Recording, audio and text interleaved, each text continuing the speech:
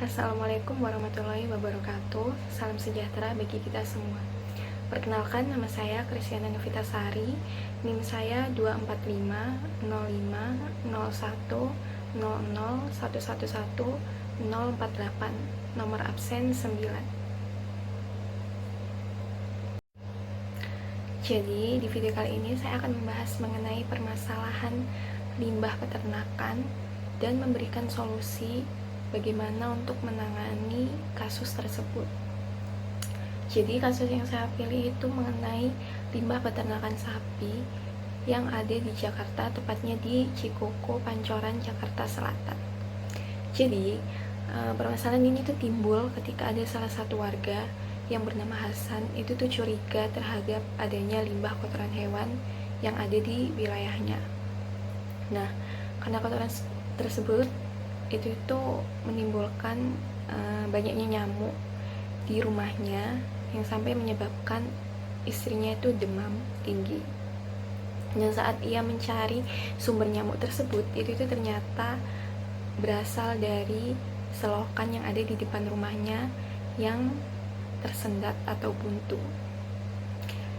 Jadi, bagaimana sih solusi untuk menangani kasus yang ada di rumahnya Hasan, di wilayahnya Hasan itu?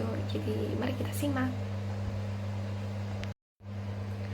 Jadi solusi yang pertama itu berdasarkan teori sosiologi. Nah, ada dua teori, yaitu yang pertama ada teori struktural fungsional dan yang kedua ada teori jaringan sosial. Nah, untuk teori struktural fungsional itu yang pertama kita bisa menggunakan cara mengedukasi peternak dengan memberikan pelatihan pada peternak tentang pengelolaan limbah ternak dengan dijadikan biogas atau pupuk kompos. Untuk yang kedua itu keseimbangan sosial dengan cara menyelaraskan pengelolaan limbah dengan kebutuhan dan fungsi masyarakat. Nah, untuk teori jaringan sosial itu menggunakan kolaborasi atau membangun kemitraan antara peternak, pemerintah, dan organisasi untuk solusi bersama. Nah, hal ini bertujuan agar kedua belah pihak ini saling menguntungkan. Kemudian cara yang kedua itu informasi dan dukungan. Dengan menyebarluaskan informasi dan membangun jaringan dukungan untuk adopsi praktik pengelolaan limbah. Nah, untuk yang selanjutnya itu mengenai pihak-pihak yang berinteraksi pada kasus limbah sapi yang ada di Cikoko, Pancoran, Jakarta Selatan. Nah, untuk yang pertama itu ada hubungan antara peternak dan pemerintah, yaitu mencakup tentang peraturan, infrastruktur, edukasi, insentif, partisipasi, dan pemantauan. Kemudian yang kedua ada hubungan antara warga dan peternak yang mencakup keluhan, pengelolaan, dialog, peran, dan solusi bersama. Kemudian ada hubungan antara pemerintah dan dinas lingkungan hidup. Itu meliputi pengawasan, edukasi, koordinasi, dan monitoring. Kemudian ada hubungan antara peternak dan dinas lingkungan hidup, yaitu mencakup pengelolaan limbah, perizinan dan regulasi, pengawasan dan inspeksi, dan yang selanjutnya ada penyuluhan dan edukasi, dan yang terakhir resolusi konflik. Kemudian yang terakhir itu ada hubungan antara warga dan dinas lingkungan hidup, yaitu meliputi yang pertama ada pelaporan dan keluhan, kemudian ada investigasi dan tindakan, kemudian ada penyuluhan dan edukasi, dan yang terakhir yaitu keterlibatan dalam pengambilan keputusan. Nah, kemudian pada kasus yang saya pilih itu tipe pihak yang berinteraksi yaitu burger list atau Gesellschaft mix. Nah, saya memilih tipe ini karena burger list atau Gesellschaft mix itu mengacu pada masyarakat yang terorganisir secara formal, di mana terdapat interaksi antar kelompok, seringkali dengan hubungan sosial formal, ada masyarakat, dan lebih banyak hubungan pribadi atau komunal, yaitu komunitas. Kemudian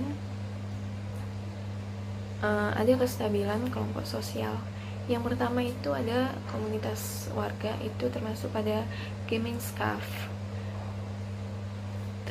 Kemudian yang kedua ada pemerintah daerah dan otoritas kesehatan, itu termasuk pada Gesellschaft. Setelah itu ada pemilik peternakan sapi, itu Gesellschaft. Dan ada interaksi antara warga dan pemerintah atau pemilik peternakan.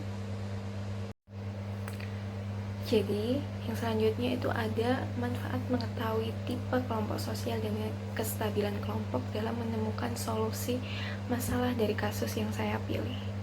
Untuk yang pertama itu ada pendekatan yang tepat. Dengan mengetahui apakah suatu kelompok lebih seperti komunitas atau komunitas sipil dan masyarakat atau hubungan formal dapat membantu menentukan pendekatan yang tepat. Kemudian ada mengidentifikasi faktor stabilitas dan kerentanan. Dengan mengetahui stabilitas suatu kelompok membantu mengidentifikasi potensi risiko konflik dan area intervensi. Selanjutnya ada strategi kolaborasi yang efektif, yaitu memahami hubungan antar kelompok memungkinkan saya merancang solusi yang melibatkan kolaborasi dengan lebih baik. Kemudian ada menetapkan prioritas aksi. Informasi mengenai stabilitas kelompok berguna untuk menetapkan prioritas aksi apabila terdapat kelompok masyarakat yang berada dalam situasi yang sangat bergejolak. Kemudian yang terakhir itu ada pencegahan konflik. Dan mengetahui potensi ketidakstabilan dan hubungan antar kelompok memungkinkan kita merencanakan tindakan pencegahan untuk mencegah konflik. Nah, untuk selanjutnya ada masyarakat dan kebudayaan. Yang pertama itu ada unsur-unsur kultural universal. Jadi yang pertama ada peralatan dan perlengkapan kehidupan manusia. Nah, itu meliputi sanitasi dan infrastruktur. Jadi kasus ini itu menyangkut permasalahan infrastruktur lingkungan seperti saluran pembuangan dan saluran air. Kemudian ada mata pencaharian dan sistem perekonomian. Jadi itu mencakup peternakan sapi. Hal ini menunjukkan hubungan antara kegiatan ekonomi, peternakan, dan dampaknya terhadap lingkungan serta kesehatan masyarakat. Kemudian ada sistem komunitas, yaitu meliputi keterlibatan masyarakat. Dan untuk selanjutnya itu ada unsur-unsur kultural, itu terjadi karena yang pertama ada kesehatan dan kesejahteraan. Kemudian ada kesehatan dan kebersihan lingkungan. Setelah itu ada adaptasi gaya hidup dan lingkungan. Kemudian ada komunikasi dan pemecahan masalah. Dan yang terakhir itu interaksi sosial dan kemasyarakatan. Nah, untuk selanjutnya ada solusi untuk masalah tersebut berdasarkan unsur-unsur kultural, yaitu memasang sistem saluran air yang lebih baik seperti jaring penyaring di selokan. Kemudian bisa mengubah limbah kotoran sapi menjadi pupuk organik untuk sumber pendapatan tambahan bagi ternak. Kemudian mengadakan pertemuan rutin warga dan peternak untuk membahas tanggung jawab bersama menjaga kebersihan lingkungan. Setelah itu memberikan sosialisasi kesadaran lingkungan melalui seni seperti mural atau instalasi di area publik. Setelah itu ada menyelenggarakan program edukasi tentang dampak limbah terhadap kesehatan dan lingkungan. Dan yang terakhir itu melibatkan ajaran agama dalam mendorong kebersihan melalui ceramah di tempat ibadah. Nah, untuk yang terakhir saya akan membahas mengenai posisi strata sosial. Untuk yang pertama itu ada Hasan dan penduduk setempat, yaitu posisinya sebagai strata sosial bawah karena mereka tidak mempunyai kendali atas operasional industri tersebut. Jadi mereka ini itu hanya merasakan dampak pencemaran lingkungan yang terutama berdampak pada kualitas hidupnya. Kemudian peternak sapi itu memiliki posisi status lebih tinggi sebagai produsen dan bertanggung jawab atas dampak kegiatan mereka serta mempengaruhi perekonomian dan lingkungan. Nah, secara sosial, peternak itu posisinya lebih tinggi dibandingkan warga negara seperti Hasan, karena mereka menguasai usaha yang menghasilkan nilai ekonomi. Kemudian ada pemerintah, yaitu posisinya sebagai badan pengatur yang diberi wewenang untuk mengatur keseimbangan antara kegiatan industri dan dampaknya terhadap lingkungan. Kemudian ada pekerja peternakan, itu posisinya tingkat rendah yang berperan dalam operasional sehari-hari tetapi tidak mempunyai kendali atas manajemen industri karena mereka hanya orang-orang yang dipekerjakan untuk menjalankan operasional harian seperti merawat sapi, membersihkan kandang atau mengelola limbah. Dan yang terakhir itu ada konsumen akhir, yaitu posisinya sebagai pengguna akhir. Meskipun konsumen akhir ini tuh berada di strata yang lebih jauh dari permasalahan, tetapi tetap menjadi bagian dari rantai industri peternakan. Nah, selanjutnya ada social mobility. Jadi yang pertama itu adalah mobilitas horizontal. Nah, itu seperti Hasan berpindah ke lingkungan baru tanpa mengubah status sosialnya. Kemudian peternak yang diperbolehkan pindah lokasi usaha, tetapi tetap mempertahankan statusnya sebagai peternak. Setelah itu ada mobilitas vertikal. Seperti Hasan mungkin mengalami mobilitas vertikal ke atas karena ia menjadi lebih proaktif dengan lingkungannya dan mendapatkan lebih banyak rasa hormat. Setelah itu ada peternak mungkin mengalami berkurangnya mobilitas vertikal jika operasi mereka terkena dampak sanksi limbah. Nah, untuk yang terakhir itu ada status dan role. Yang pertama itu ada Hasan, ada askrib status, yaitu merupakan warga masyarakat biasa. Kemudian ada achieve status sebagai kepala keluarga. Setelah itu assign status atau warga yang terpengaruh oleh masalah lingkungan di daerah tempat tinggalnya. Nah, untuk role-nya itu sebagai warga, Hasan berperan sebagai kepala keluarga yang menjaga kesejahteraan keluarganya, termasuk melindungi mereka dari dampak lingkungan negatif.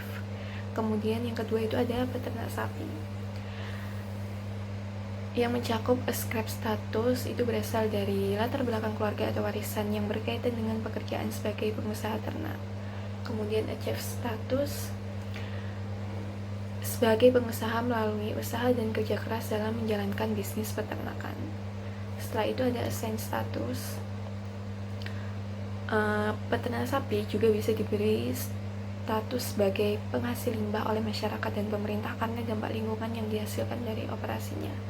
Untuk role-nya itu sebagai pengusaha peternakan, mereka memiliki peran untuk menjalankan usaha dengan efisien, tetapi juga bertanggung jawab atas pengelolaan limbah dan dampak lingkungan.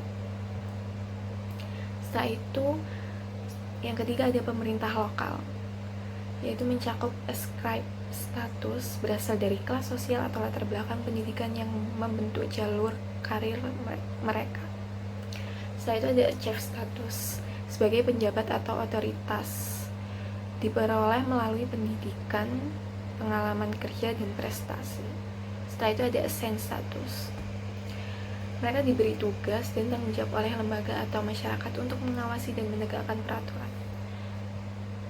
Untuk role-nya itu sebagai pengawas dan regulator, pemerintah berperan untuk memastikan bahwa kegiatan industri seperti peternakan mematuhi aturan lingkungan dan tidak merugikan masyarakat. Setelah itu yang keempat ada pekerja peternakan, yaitu ada ascribe status berasal dari latar belakang sosial ekonomi yang lebih rendah. Kemudian ada achieve status, mereka mendapat status sebagai pekerja di peternakan melalui kemampuan atau kebutuhan ekonomi. Setelah itu ada assign status, pekerja di peternakan sering diberi peran sebagai pelaksana operasional.